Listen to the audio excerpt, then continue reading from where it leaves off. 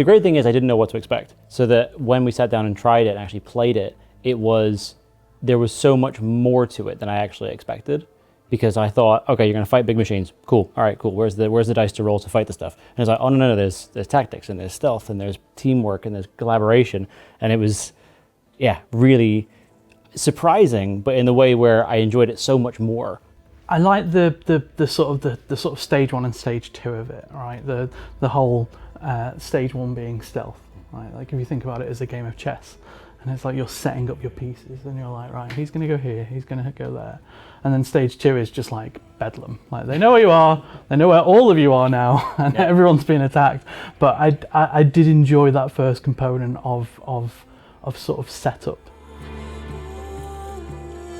The fact that you've built in apprehension, you've built in like that element of fear, kinda. Like, oh my god! Well, once I learned the hit point count, I was afraid. That's for sure. So yeah. And we were only fighting the mid-size one, right? There's bigger boys. There's bigger boys.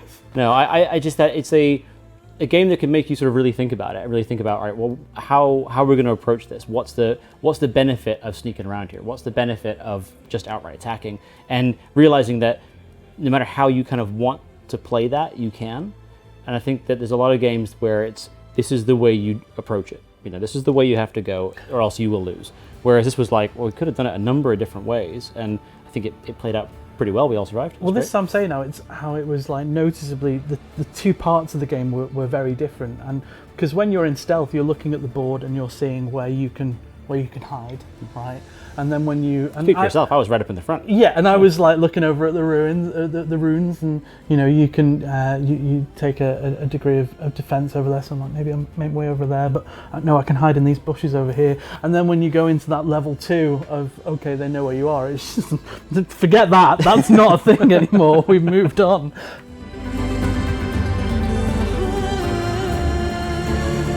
You can set like a fire trap, and that go across the map completely, and it's like, right, where are they going to be? And I spent so long considering where my enemies were going to be, I completely forgot about our new friend that we've only just met on the table, who I accidentally set on fire. She was a very good sport about it. She was a very good sport about it. I wouldn't have been.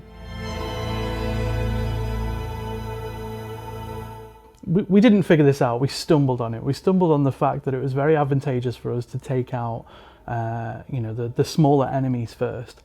Had we have not done that, because we pretty much breezed through the game, but had we not taken those out, I can see breeze through was a bit of a stretch. Yeah, there were some moments, but I could see how it would go very wrong very quickly if we weren't being attacked by one big bad, but actually one big bad and scuttlers around. And it made it very different, right? Because it made it that thing where it was, where do we start? Like it was that, do I trap here and stop that creature, or do I attack that one over there? And it made us think more about what the kind of right course of action was going to be, because it wasn't just, all right, you go fight them and I'll go fight them and then we're done, we'll clear the board, it's all great. It was very much like, okay, well, if you attack them, the consequences of that are this thing is going to happen over here, and is that worth it? And it was, it was a lot more kind of cerebral, like the big brain play of like, all right, if I'm going to go over there, you need to do this thing, and this thing's going to happen over there. So really just interesting gameplay, and I could see that it would be very different if you played it again. The cards as well were encouraging. I noticed this, the cards were encouraging players to think about what other players were doing. So I remember Dan mentioned that he had a specific card that he was looking at playing that was basically where he could throw himself into the line of fire had someone been taking a beating and they were on low hit points. So that sort of collaborative effort of being aware of not only what everyone's doing but where everyone's up to hit point wise and stuff. I really enjoyed that part of it. Good question. Describe it in 2 words. Collaborative storytelling. I was won over by the idea of having a campaign and having several elements that you would go through over the course of this story, and the fact that the phrase that was used was choose your own adventure. I love choose your own adventure stories. Collaborative storytelling is like what that game was. Hide and seek can't be one word, can it? Because I was going to say like exciting hide and seek. Hyphenated. Hide and seek is one word. There we go.